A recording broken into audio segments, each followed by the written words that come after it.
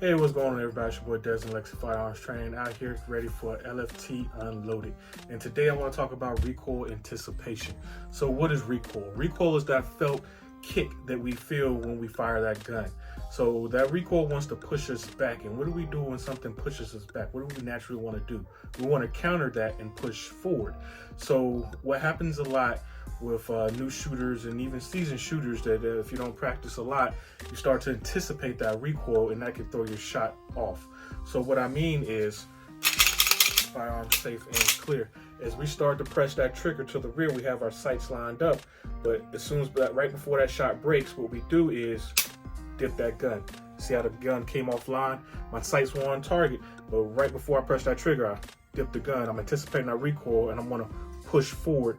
I'm heeling the gun down a little bit before I press that trigger, taking my sights off target. Wherever my front sight post is, when I press the trigger, that's where my round's gonna go all the time. So I have to get out of the habit of anticipating that recoil, or myself or students or anybody like that. So what I like to do is, when I'm pressing that trigger straight back to the rear, I have my sights lined up. I have 1 1,000, 2 1,000, 3 1,000, 4. I'm applying pressure as I'm saying 1 1,000, 2 1,000, 3 1,000. I'm applying pressure straight back to the rear, focusing on my trigger press and my grip and keeping those sights on target. That helps me out a lot.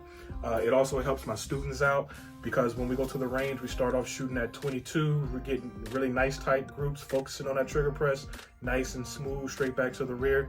And then we move up to the 9mm. We load 1 round of 9mm, and we take 1 shot. Fire that 1 shot, usually 9 times out of 10, dead center. Second shot, if they continue to do what they were doing before, they'll keyhole that thing. It'll go same freaking hole.